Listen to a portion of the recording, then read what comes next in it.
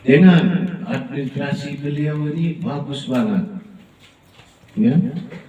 Allah dan Rasulnya kayaknya joinan ini. Nabi Muhammad Rasulullah, aku sampaikan pesan untukmu dan untuk umatmu.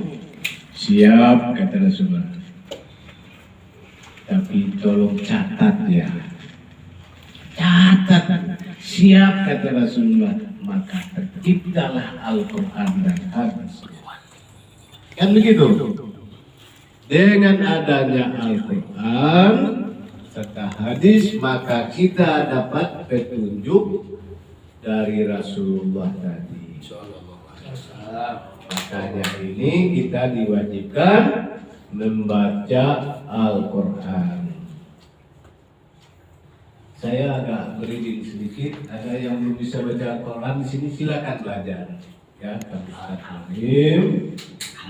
kita semuanya belajar di sini, ya kan? Kalau kita belajar, ya sesungguhnya kita bisa. Ya, karena sekarang ini kenapa tidak bisa membaca Al-Quran? Karena belum belajar. Kalau kita udah belajar pasti bisa. Saya senang sekali baca Al-Quran ini, nggak tahu kata susah pak. Ketika buka Al-Quran, insya Allah dengan yang ikhlas, Al-Quran itu akan menyambung dengan kita. Itulah hebatnya Al-Quran. Ikhlas kita membaca, ya Allah, aku ingin paham tentang Al-Quran, ingin bisa membaca Al-Quran, bisa. Kalau kita perhatikan sehari-hari di mana ini, yang hafal 30 juz umat Rasulullah Sallallahu Alaihi Wasallam. Umat kitab-kitab yang lain itu tidak ada yang hafal kitabnya sendiri. Tapi umat Nabi Muhammad ini banyak yang hafal ini. Makanya itu mereka adalah belajar membaca, belajar memahami, makalah bisa membaca Al-Quran 30 juz. Gak bisa 30 juz, Al-Ikhlas cukup. Katakan Rohim, Al-Ikhlas, Al-Alaq, An-Nas. Udah satu Al-Quran ya? Beliau tadi mengatakan 6.666 ayat di dalam Al-Quran diringkas menjadi 30 juz, diringkas menjadi Al-Fatihah 7 ayat, diringkas menjadi basmalah, basmalah diringkas lagi menjadi ba. Apa arti ba itu? Di bawah ba ada titik. Dari mana asalnya huruf? Huruf asalnya dari titik itu sendiri. Apa artinya ba? Baitullah. Ya. Nah, itu dari Baitullah itu lari kepada yang menciptakan langit dan bumi. Maka Kang Rohim mengatakan tadi ada belajar tauhid dan belajar fikih. Nah, disitulah kita harus paham. Mudah-mudahan ya tim IMA di sini, siapa yang mengenal jati dirinya akan mengenal Tuhan. Itulah. Maka kata Allah, mungkin kita baca tadi, wa'ani duninaha siratal mustaqim. Sembahlah aku, itu jalan yang lurus. Perintahkan petunjuk buat kita Al-Quran secara tertulis.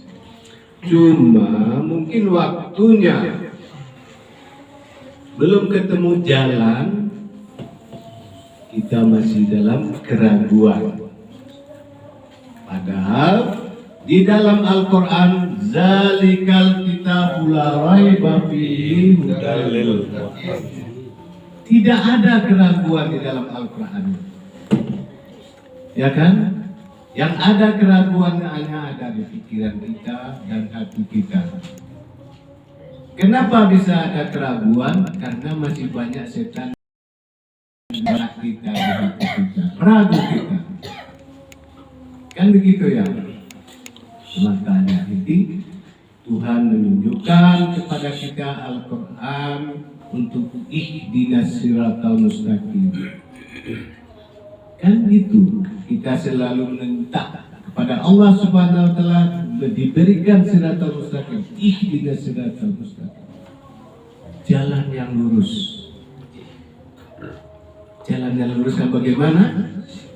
Siratal ladzina an'amta 'alaihim ghairil maghdubi 'alaihim waladdallin. Yaitu jalan yang telah Engkau berikan kepada orang-orang yang terdahulu. Kan gitu ya? Maksud orang-orang terdahulu ini apa?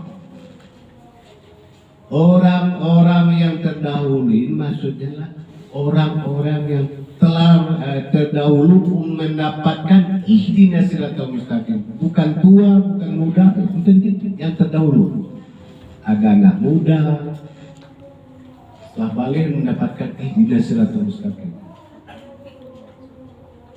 Ada yang tua juga yang terdahulu mendapatkannya, bukan umurnya. Insya Allah kita dengan pengajian ini sedikit-sedikit kita buang keraguan kita. Kita carilah ihdinas siratal mustaqim. Orang yang telah mendapatkan ihdinas siratal mustaqim, maka dia akan mendapatkan Lailatul Qadar. Nah, ini kajiannya udah tauhid kita ini. Maka kalau sudah itu semuanya dunia ini hanya penuh sandiwara. Bumezo yang lain, dunia ini tempat bergurau, tempat bercanda, ya kan? Tapi walaupun begitu, pikirkanlah duniamu seakan-akan kamu hidup beribadah. Beribadahlah kamu seakan-akan mati. Ya kan? Ada hidup, ada mati. Mau di mana kita? Kalau umur sekarang saya yang paling tua di sini. Kita kejar umur yang paling tua. Ya kan? Tapi belum tentu umur kita pakai mana yang duluan, yang tua duluan, apa yang muda duluan, bentar. Kalau mati itu tidak ada namanya yang tua duluan. Habis kontraknya, selesailah di dunia ini. Selesai di dunia, kemana kita? Itulah jalannya, ihdinas siratal mustaqim. Kita cari jalannya. Maka tidak ada tahu ihdinas siratal mustaqim yang mengambang kita kemana-mana. Kan begitu ya. Insya Allah mudah-mudahan apapun namanya kita tanamkan keyakinan kita di dalam Al-Quran. Kita seluruh membaca La ilaha illallah, La ilaha illallah, La ilaha illallah, Muhammadar Rasulullah. Yakin tidak ada keraguan. Tiada Tuhan selain Allah, Muhammad Rasulullah. Insya Allah lapangkan hati kita, jadikan pikiran kita. Kita berjuang untuk ini. Kita berada di dalam perusahaan, kita berjuang untuk perusahaan. Siapa yang kenal dengan PT Niti Teknino? Siapa yang kenal? Siapa yang kenal di sini? Itu ada nama di situ, tapi nggak pernah lihat kan? Tapi ada. Itu hebatnya. PT IMA itu hebatnya itu. Boleh ngomong nih, Kang Sat, gaya boleh. Namanya ada. Siapa yang kenal dengan Inti ini? Kenal IMA ya. Dengan Pak saya kenal. Dengan PT Inti Teknindo atau PT IMA, siapa yang kenal? Ada dia yang nanti. Berdirinya tanggal berapa? Ya kan istilahnya. Kalau Kang Rohim, Pak Leo, nah, kita bikin loh, Pak Alfan bikin itu. Membuat suatu perusahaan. Kan hebat kan? Hanya kita bisa membaca nama. Mana MPT sendiri nggak tahu. Itu dalam lagi pengajian, mudah-mudahan itu Kang Rohim hanya sedikit saja, banyak yang harus kita pelajari di sini. Terima kasih. Wassalamualaikum warahmatullahi wabarakatuh. Waalaikumsalam. Oh, gak jadi nanya. Ditanya nih, pertanyaan. Tadi ada seorang kenal sama perempuannya, bila mau nikah, melihat namanya nggak jadi. Itu ada Quran yang untuk untuk menjembatani solusi. Kan manusia itu kan macam-macam. Ada yang aduh ternyata mamanya lebih cantik daripada anaknya. Nyesel kan? Hal-hal yang seperti itu sama Al-Quran dimuat. Sepanjang Anda belum mendukhul, belum nyenengin istrimu, Anda bisa ya diceraikan langsung nikahi istri atau sebaliknya. Ini terangkan nih. Kalau ada seorang perempuan ya tiba-tiba dia dikumpulin sama suaminya ternyata alasannya suaminya itu ternyata kenal sama perempuan anak diri tadi begitu, tapi ya maknya juga nggak boleh didukung. Bisa ada saksi, memang saya nggak pernah, istrinya harus jujur, aku pernah dinikah sama ini tapi nggak pernah didukung, alasannya dia nggak cocok, dia cocok sama anak dirinya. Kalau hakim itu dan istri yang dinikahin tadi itu mengatakan kebenarannya, memang saya nggak pernah dikumpulin, jadi dihukum cerai karena mau serang sama anaknya. Nah ini ada di juz 4. Sedikit yang disampaikan Pak Jilo tadi, Ihdinas Shiratal Mustaqim tadi betul. Memang hidayah itu mutlak milik Allah. Hidayah mutlak milik Allah. Jadi orang yang sudah diberikan hidayah oleh Allah itu, apalagi orang yang sudah dikasih kefahaman ilmu oleh Allah itu pasti akan dipermudah untuk belajar. Begitu ya. Pernah saya sampaikan sahabat Sauban. Pernah nggak? Sahabat Sauban yang ahli jamaah sama Rasulullah terus meninggal itu. Rasulullah pernah nyampe ke rumahnya, ternyata rumahnya itu jauh ya dari masjid ya. Ada sekitar berangkat jam 6:30 sampai sana sampai setengah 8, ada 1 jaman dia jalan kaki. Ternyata Sauban sudah meninggal, nggak bisa masuk subuh. Nah ditanya istrinya, pernah nggak saya sampaikan kayaknya? Kayaknya pernah. Ada yang masih ingat yang mbak ini? Sahabat Sauban. Sampai kalian tak suruh buka di surat An-Nisa apa itu yang dimaksud dengan orang yang pernah dikasih nikmat oleh Allah Subhanahu wa taala. Shiratal ladzina an'amta 'alaihim. Itu kan jalan yang lurus yang pernah saya berikan kepada orang-orang yang terdahulu, ya kan? Nah, di situ Allah menurunkan satu Quran yang tadinya ada ragu-ragu seorang hamba Allah yang ragu-ragu namanya Sauban. Karena Sauban itu berteman dengan Rasulullah bertahun-tahun, dia jamaah ikut takut, ya Rob, ya Rasul, saya ini bingung. Engkau kan Rasul, tapi saya ini kan orang biasa. Kalau seandainya engkau mati, engkau meninggal, terus aku nanti, kalau kamu kan Nabi pasti masuk surga lah, saya ini kan gak punya pangkat apa-apa. Pernah nggak? Ingat ya? Nah itu saya sampaikan terus. Akhirnya turunlah ayat, malaikat datang memberikan kabar sama Rasulullah SAW. Dia punya problem keraguan, makanya terus karena waktu itu Mas Arwan memang belum sempurna ya, belum 30 juz. Ya, ketika Sauban itu ragu dengan apa yang dia sanksikan gak ketemu Rasulullah, maka diturunkanlah ayat surat An-Nisa, kalau nggak salah ayat berapa itu?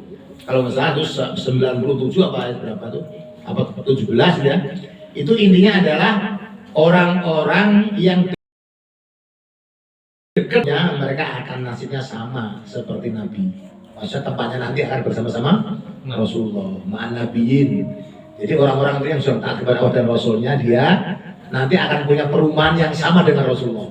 Itulah orang-orang yang dikatakan siratal ladzina an'amta 'alaihim. Jadi orang-orang yang pernah dikasihkan nikmatan oleh Allah, orang-orang yang terdahulu siapa? Termasuk orang-orang yang punya fasilitas seperti jabatannya Rasulullah, Nabi, terus para syuhada ya, para syuhada syahid.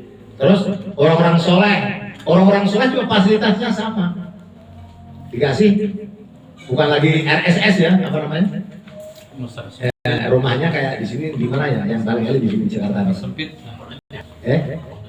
Pondok Indah. Pondok kan sekarang yang dulu apa? Sempit. Yang dulu apa Pak? Rumah susun. Wah, rumah susun parah lagi. RT-nya 1 kelurahan, RT-nya 1. Ya itulah pokoknya akan punya fasilitas yang sama levelnya seperti Rasulullah. Siratal ladzina an'amta 'alaihim minan nabiyyin wasiddiqin wasyuhada wassolihin. Kata Allah, wa hasuna ulaika rafiqa. Jadi teman yang paling hebat itulah kawan-kawanmu para nabi, para syuhada, para solihin. Itu orang-orang yang sudah taat kepada Allah dan Rasulnya. Mereka akan punya fasilitas yang sama seperti levelnya Rasul. Tapi sekarang ini sudah nggak bisa punya jadi Rasul ya, karena Rasulullah adalah khotamul anbiya, akhir daripada nabi. Tapi kalau menjadi wali masih bisa Pak Haji. Kalau masih menjadi level wali, ahli tarekat, guru musyrik, jadi wali, jadi masih ada kesempatan. Tapi kalau nabi sudah nggak ada tempatnya. Karena Nabi Muhammad adalah nabi yang paling terakhir, yang dibawakan dengan Al-Qur'anul Karim di akhir zaman. Di tempatnya makamnya ada Rasulullah Muhammadur Rasulullah ya kan. Di situ khotamul nabi, khotamul anbiya mursalin. Terus sampingnya sahabat siapa yang paling garang itu yang meninggal, sahabat Umar ya, sahabat Umar. Ya kan di sampingnya Rasulullah makamnya, padahal itu mantan preman. Luar biasa ya. Tapi makanya kita nggak boleh sujud kepada siapapun ya. Kalau Allah sudah menghendaki orang punya hidayah, tidak akan yang bisa menghalang-halangi. Tapi tidak semuanya orang bisa ya kan. Maka kita orang yang biasa yang nggak punya level kiai, yang nggak punya level ahli siapapun, ahli tirakat, kita mulai dari sekarang belajar masing-masing agar kita nanti keturunan kita bisa ngerti agama insya Allah. Begitu. Kalau ada pertanyaan masalah tadi apa? Sholat masbuk.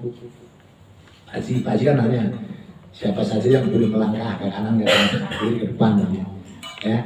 Jadi pertama kali justru orang yang di belakang imam itu pertama kali kalau ada imam yang salah dia harus selangkah maju mengganti imam. Karena orang yang di belakang imam itu ngerti hukum di belakangnya ya persis ya. Karena di situ dia siap-siap kalau ada seorang imam yang darurat. Makanya imam harus punya pintu yang belakang kanan kiri. Masjid kalau bikin jangan sampai dimatikan. Masjid itu fungsinya kalau ada sesuatu yang darurat imam langsung digotong ke kanan. 2-3 orang yang gotong aja masa nggak semua jemaah. Harus yang di belakangnya ganti jadi imam langkah. Atau tadi kedua misi sop ya kan, ada orang anak kecil Rasul nggak tahu yang kabur. Lah yang di belakang misi maju. Dan langkahnya nggak bisa lari, kalem. Jangan gerak nggak boleh gerak 3 kali. 1 set, 2 set kalem. Jadi kalau orang garuk-garuk gini, ini nggak boleh, tak. Ini mau berapa kali nggak masalah, garuk-garuk gini. Tapi kalau garuk-garuknya, ini anggota kan udah masalah 3 kali berturut batal. Ya kan. Jadi kalau mau garuk supaya nggak batal, tempel set. Gak apa-apa, karena ini bukan anggota tangan. Beda kan, yang dilarang dikasih itu anggota tangannya ikut gerak. Sama dengan kita nih, salam pertama kali kita nengok kanan, itu dadanya harus tetap melihat Ka'bah. Ya, tadi Baitullah tadi ya, melihat Ka'bah. Kepalanya doang yang boleh. Tapi kalau dada kita ikut ke tengah ke belakang, secara sehat kita menyalahi aturan. Yang boleh nengok cuma kepalanya, dada tetap ada ke kiblat. Jadi assalamualaikum warahmatullahi wabarakatuh. Jangan buru-buru nungguin imamnya ke kiri baru kita ngikutin. Ngapain sih buru-buru? Itu ciri khas orang yang sudah naik pangkat imannya. Tumak. Kalau sholat tomak nih. Tumak nih. Nah, apa itu arti tomak nih? Nah, kita nggak boleh bareng sama imam atau menduluin imam. Bagaimanapun imam nggak bisa diselip karena dia di depan ya kan. Sopir. Nah, memang kita mau naik Mio mau di depan ya kan? Nggak bisa. Sopir harus di depan. Iya. Sama-sama sopir. Kita nggak bisa nyalip bisa imam. Imam itu bareng aja tidak batal tiga kali berturut apalagi ya melip. Iya. Bareng aja tiga kali berturut batal loh. Nah, Ciri khas orang yang sudah mau istiqomah dalam jamaah, imam Allahu Akbar, tangan dulu ditata, baru makmumnya ikutin Allah. Jangan bareng. Terus kita sujud, angkat kepala, sami Allah, Allahu Akbar, baru kita ngikutin. Jangan bareng. Itu istiqomah. Nah itu hukumnya syariat. Lagi-lagi tentang syariat itu hukum yang kita kenal. Ada haram, ada wajib, ada makruh. Nah kalau kita dari duduk dua kali duduk tahiyat awal, bagaimana cara sunnah? Namanya sunnah abad atau hayat. Pernah dengar? Pernah dengar sunnah hayat apa abad? Halo? Halo? Sunnah hayat atau abad. Sunnah hayat itu duduk tahiyat awal, berdiri, tangannya diangkat di bawah telinga. Allah. Kayak takbir pertama kali. Itu namanya sunnah hayat. Itu sunnah namanya ya. Jadi orang sholat itu harus mengerti mana yang sunnah, mana yang haram, mana yang rukun maksudnya, ya kan? Rukun. Oh, berarti kalau orang takbirnya di depan Allahu Akbar juga apa-apa, atau ada di depan telinga juga apa-apa, atau dikit cuma nih, ada orang yang takbirin cuma Allahu Akbar, ya nggak masalah. Ya kan ada yang takbir sedikit ini, karena dia ngerti Jakarta itu sudah rapot apa namanya, sudah sempit, takbir Allahu Akbar. Tapi nggak begitu maksudnya. Ya, ini boleh. Ada yang begini, boleh. Ada yang angkat di atas telinga, di bawah, di atas pundak juga boleh. Itu cuma khilafiyah. Ya, nggak masalah. Yang penting masih takbir, mengucapkan Allahu Akbar. Ada yang Allahu Akbar kabiru, ada Allahumma baiknya juga nggak masalah. Sama-sama berdoa itu sunnah. Yang wajib al-fatihah. Kalau tidak al-fatihah malah masalah, gitu ya. Itu rukun. Demikian ya kita bersolawat astagfirullah rabbal baraya astagfirullah minal khotoya astagfirullah rabbal baraya astagfirullah minal khataya rabbil firli warhamni wajburni warfa'ni warzuqni wadini wa'afini wa'fu anni. Alhamdulillah bersama-sama. Alhamdulillah rabbil alamin. Assalamualaikum warahmatullahi wabarakatuh.